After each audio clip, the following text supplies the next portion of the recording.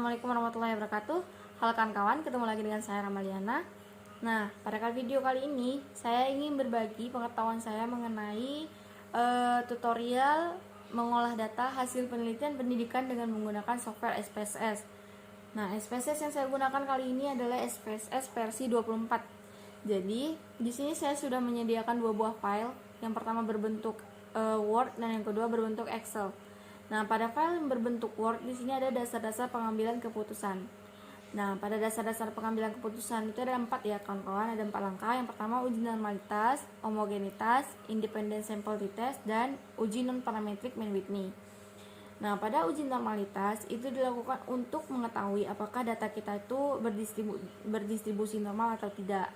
Ya, dia tuh jika nilai signifikannya itu lebih dari 0,05, maka nilai residualnya berdistribusi normal. Begitu juga sebaliknya, jika kurang dari 0,05, maka nilai residualnya itu berdistribusi tidak normal.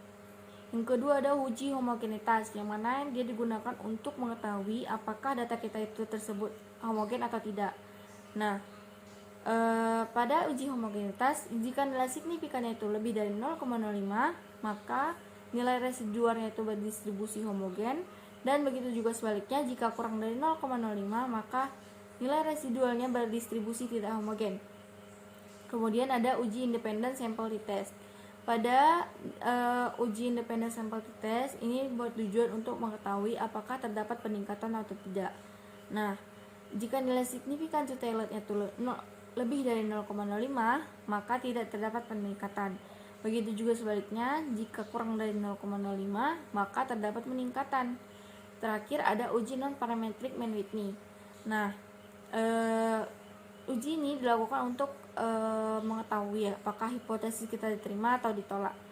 Pada uji non-parametric Mann-Whitney, jika nilai enzim signifikan tailorednya lebih dari 0,05, maka hipotesis ditolak. Begitu juga sebaliknya, jika kurang dari 0,05, maka diterima. Perlu kita ketahui kawan-kawan, di saat kita melakukan uji normalitas dan udah terbukti kalau misalnya data kita tuh berdistribusi tidak normal misalnya, maka kita tidak perlu lagi melakukan uji homogenitas maupun uji independent sample retest. Mengapa demikian? Karena uji normalitas, uji homogenitas, dan uji independent sample retest itu kan merupakan bagian dari syarat dilakukannya uji statistik parametrik. Sedangkan di saat ketika kita sudah mengetahui normal data kita itu tidak berdistribusi normal, otomatis kita sudah tidak bisa melakukan uji statistik parametrik. Maka dari itu kita tidak perlu lagi melakukan uji homogenitas maupun uji independent sample retest. Kita bisa langsung melakukan uji non-parametric Mann-Whitney.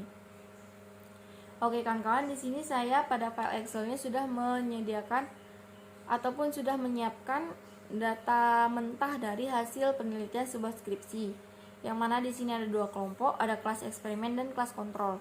Dan pada tiap-tiap kelas itu ada nilai pretest dan post-testnya. Pada kelas eksperimen di sini ada 23 siswa dan pada kelas kontrol itu ada 19 siswa.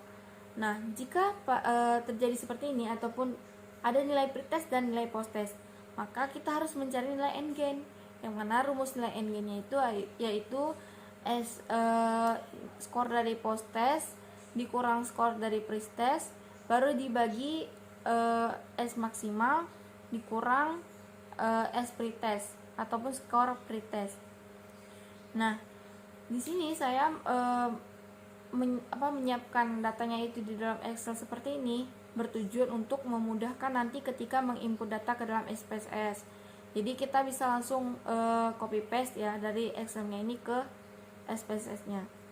Oke, kita langsung aja ya masuk ke SPSS-nya. Nah, ini merupakan tampilan awal dari SPSS versi 24. Di bagian atas ini ada namanya file, edit, view, data, transform, analyze, direct marketing, graph, analysis, extension, windows, help. Dan di bagian bawah sini ada data view dan variable view. Pada variable view ini bertujuan untuk melabelkan data-data yang kita input. Misalnya kayak tadi ada data pretest dari kelas eksperimen. Nah, untuk melabelkan ataupun menamakan data tersebut kita tulis di sini nanti di bagian nama ini. Dan perlu kita ketahui kawan, ketika kita menulis pelabelan ataupun nama pada data kita, itu kita tidak bisa membuat menggunakan spasi. Akan tetapi alternatifnya kita bisa menggunakan underscore. Kemudian pada data view ini merupakan tempat menginput data sesuai dengan yang sudah kita labelkan tadi ataupun yang sudah kita namai tadi. Jadi yang pertama sekali kita langsung aja ke variable view. Untuk yang pertama kita buat namanya pretest eksperimen, pretest kelas eksperimen ya. Jangan lupa di sini saya menggunakan underscore, tidak menggunakan spasi. Kemudian enter. Kita buat lagi post test underscore eksperimen, enter, kemudian pretest underscore control, dan enter, post test underscore control, kemudian enter lagi. Nah, untuk di baris kelima ini itu kita kosongkan aja, kita langsung skip ke baris ke-6. Kita di baris ke-6 buat pretest dan kemudian enter, post test. Baru yang terakhir adalah kelompok.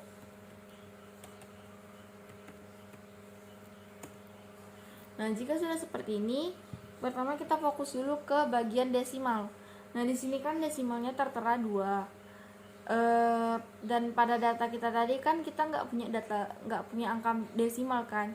Jadi pada bagian desimalnya ini kita ganti jadi 0 karena kita tidak mempunyai bilangan desimal pada angka kita.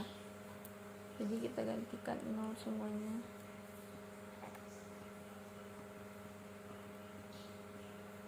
Nah, jika sudah, kita beralih ke bagian measure. Nah, pada bagian measure ini di sini kan masih unknown semuanya nih. Nah, di sini kita ganti jadi nominal. Semuanya kita ganti jadi nominal.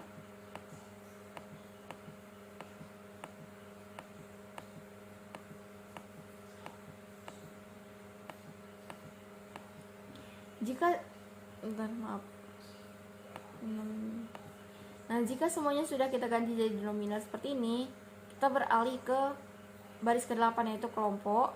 Nah, pada kelompok ini di bagian values-nya itu masih sama seperti yang di atas, non. Nah, di sini ini kita ganti. Kenapa kita ganti? Karena kan tadi bagian kelompok kan ada 2 dia, kelas eksperimen dan kelas kontrol. Jadi kita klik pada titik 3 di sini, kemudian pada value-nya itu kita buat pertama 1, kemudian labelnya itu kita tulis kelas eksperimen. Kemudian kita klik add. Lalu value-nya 2, kita buat labelnya itu kelas kontrol. Kemudian kita add lagi. Nah, jika sudah seperti ini baru kita klik OK.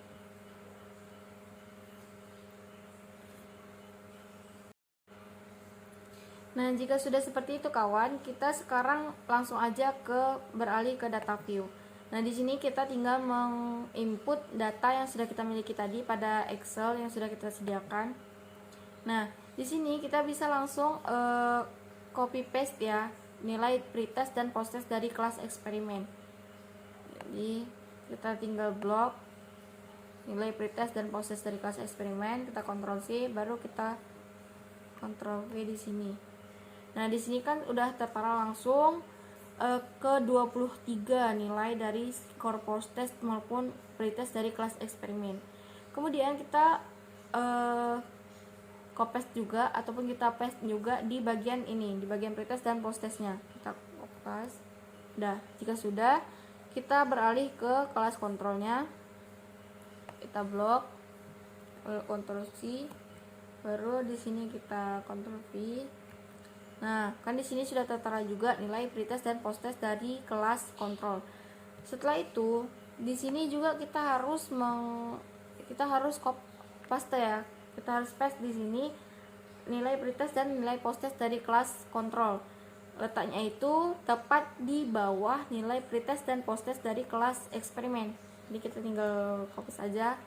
Nah, jika sudah seperti ini, kita beralih ke bagian kelompok. Nah, pada bagian kelompok ini kita tulis juga angkanya sesuai dengan yang sudah ada di data tadi. Nah, di sini kan tadi ada kelompok 1 dan kelompok 2. Jadi kita tinggal masukkan, kita copy paste aja yang bagian kelompok 1 kita letak di bagian kelompok 1 dan yang di bagian kelompok 2 kita bisa letak di bawah bagian yang pertama. Kita blok, lalu kita copy. Nah, jika sudah seperti ini kan kawan, kita bisa langsung cari nilai n-nya. Yang mana tadi kan nilai n-, untuk mencari nilai n- kan ada rumusnya, yaitu skor post test dikurang skor pretest dibagi skor maksimal dikurang skor pretest. Nah, pertama sekali kita cari yang nilai post test dikurang pretestnya dulu. Kemudian di sini kita klik di bagian transform yang ada pada transform yang ada pada toolbar, kita klik. Kemudian ada komputer variabel, kita klik lagi. Nah, pada target variabel ini kita buat namanya tadi. Kita mau cari post test kurang pretest. Jika sudah, kita langsung aja klik di bagian sini untuk yang post testnya. Baru kita klik enter, kemudian kita klik kurang, kemudian kita klik lagi yang pretest, kemudian kita klik enter. Nah, jika sudah seperti ini bentukannya, kita langsung klik aja OK. Nah, kita tunggu. Nah, jika dia sudah tulis ya kayak gini execute, maka kita sudah mendapatkan hasilnya. Nah, ini merupakan nilai dari post test dikurang nilai pretest. Kemudian di sini kita masukkan nilai skor maksimal dikurang dengan skor pretest. Nah, caranya sama seperti tadi, kita klik transform, kemudian komputer variabel. Nah, di sini untuk target variabelnya itu kita ganti jadi skor maksimal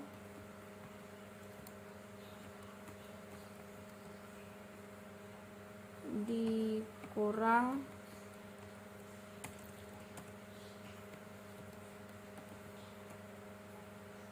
pretest.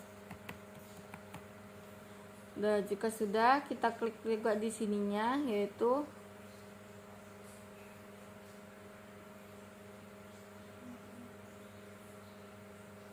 nilai kita masukkan nilai maksimumnya. Pada data yang saya sediakan nilai maksimumnya itu adalah 16. Nah, perlu diketahui kawan, untuk 16 ini bukan nilai acuan ya, bukan nilai acuan dari nilai maksimal, karena nanti ada sebagian nilai maksimalnya itu 100, itu menurut bagaimana bentuk datanya. Nah, di sini pada data saya nilai maksimumnya itu adalah 16, kemudian kita klik kurang, kita kurang dengan nilai pretest, kemudian kita klik enter, baru kita klik OK. Nah, kita tunggu kayak tadi. Nah, kalau misalnya udah execute, kita bisa kecilkan dan kita sudah dapatkan hasil dari skor maksimalnya dikurang dengan pretest. Kemudian untuk mendapatkan nilai n-gain kan kita dibagi antara post test dikurang pretest dibagi dengan skor maksimal dikurang skor pretest. Jadi kita bisa menggunakan cara seperti tadi. Kita pergi ke transform, kemudian komputer variabel. Nah, di sini kita buat target variabelnya itu n-gain. Kemudian pada bagian ini kita hapus dulu. Kemudian kita masukkan nilai post test kurang pretest, kemudian enter, lalu dibagi skor maksimal dikurang pretest, kemudian enter, baru kita klik OK. Kita tunggu. Nah, di sini sudah keluar execute, berarti kita bisa kembali. Nah, ini merupakan nilai n-gain-nya. Nah, berarti kita sudah menemukan nilai n-gain dari nilai post test dan pretest kita. Kemudian di sini kita bisa langsung melakukan uji normalitas. Yang mana caranya yaitu kita pergi ke ini analyze, kemudian deskriptif, kita klik di deskriptif statistik, kemudian di explore kita klik. Nah, jika sudah, di sini kan ada dependent list, ada vector list.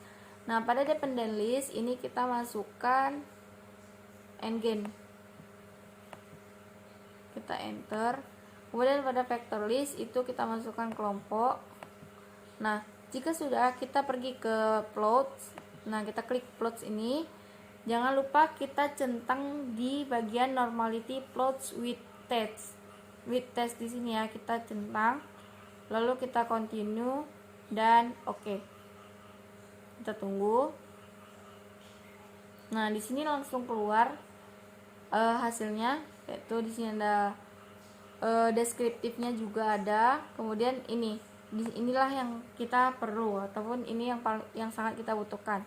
Di sini kan dia melakukan dengan uji normalitasnya dengan Kolmogorov, Smirnov dan Shapiro-Wilk. Nah, di sini kita lihat di nilai signifikannya. Di sini nilai signifikannya kan ada 0,023 dan 0,126. Kita kembali ke Word yang tadi. Di sini ya.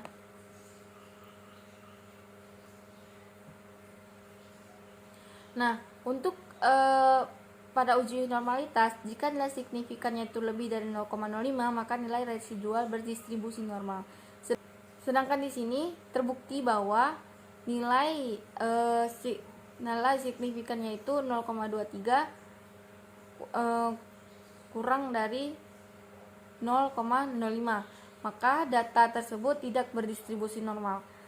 Kemudian pada yang kedua ini dia 0,126, otomatis dia lebih dari 0,05, maka dia berdistribusi normal. Jika salah satu dari keduanya itu berdistribusi tidak normal, maka data tersebut dianggap tidak berdistribusi normal.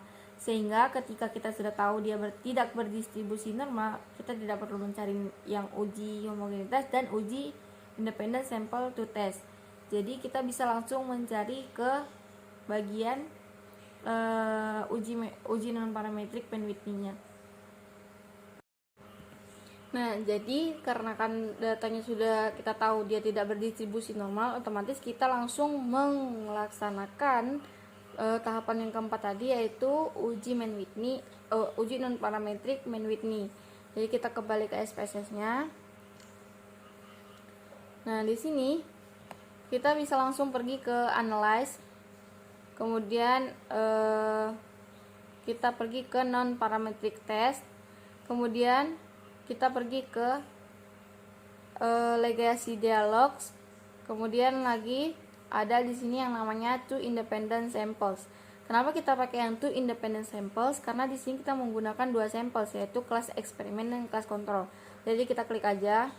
Nah, di sini ada namanya test variable list dan grouping variable. Nah, di sini pada test variable list itu kita klik yang nggen. Kemudian kita enterkan. Kemudian pada grouping variable ini kita masukkan kelompok. Kemudian kita enterkan. Nah, di sini kan kelompoknya masih tanda tanya nih. Jadi kita buat definite grupnya, grup 1 kita buat. Nah, untuk grup 1 ini kita klik 1 dan grup 2 ini kita klik 2. Tadi karena kan pada awal kita kelompoknya kita buat 1 dan 2 kan. Kemudian continue. Nah, di sini kita harus pastikan pada test type-nya ini kita udah mencentang di bagian Mann-Whitney U. Jadi kalau misalnya udah tercentang seperti ini, kita bisa langsung klik OK. Lalu kita tunggu. Nah, di sini udah keluar hasilnya. Nah, ini Mann-Whitney test, ada range dan tes statistik. Nah, yang perlu kita lihat di sini adalah pada bagian tes statistik di sini. Pada bagian assign seek to target. Nah, di sini kan nilainya 0,000. Kembali lagi kita ke Word yang tadi.